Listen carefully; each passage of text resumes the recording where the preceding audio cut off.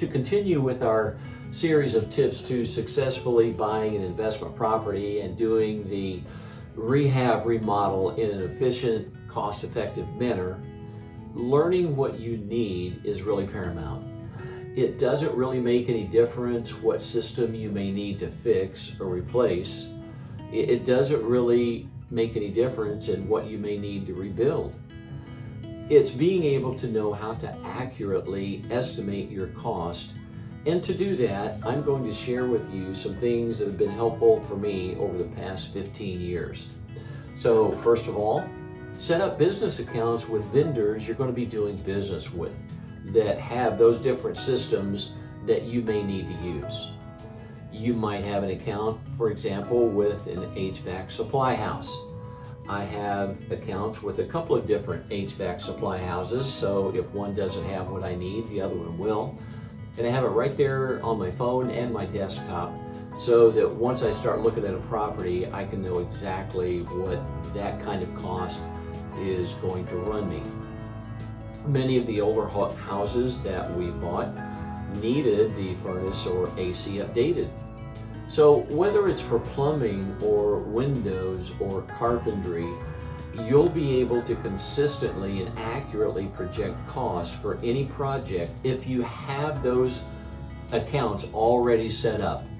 And I buy from as many of the same places to keep the prices, the availability, keep it consistent, and I know exactly what that project is going to be able to run.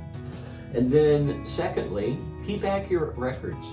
After you've completed 3 to 4 projects, you can go back and figure the average cost per square foot.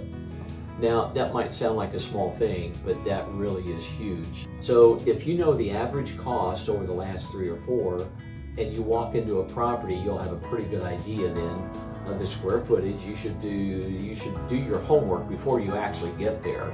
And you should know what the property is going to sell for. You should know what the square footage is, for example. And so when you walk in that, so moving forward, you should be able to go through a property within no more than 30 minutes or so and be able to make an offer that works for you. And thirdly, keep it simple and consistent. If you're doing keeping the property for a rental, do all the same things. For example, same paint, same colors, same flooring, so you get the idea. If you're going to retail the property, you still need to be consistent. Keeping up with market trends, for example. Don't try to make a $100,000 house into a $200,000 house by putting granite countertops in a $100,000 house. You just don't get the return for that. The cost is not effective. You could put a high-end Formica or something else in there and you get a much better rate of return for that.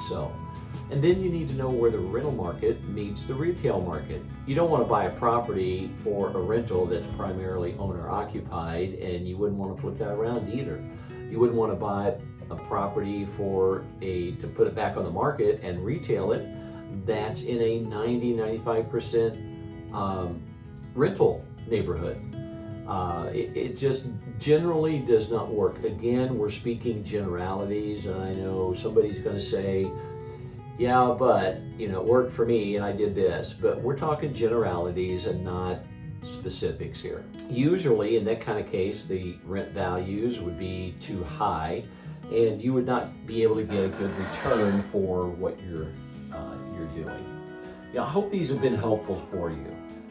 These are just some quick tips that if you consider and think about, you should be able to kind of flesh those out, so to speak, and put some meat on those bones.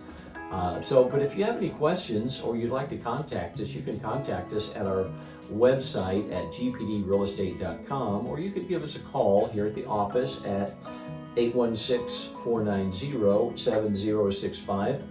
And with that being said, that's all I have to say today in this video.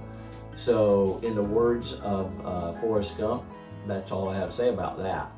So thanks for watching. Until next time, God bless.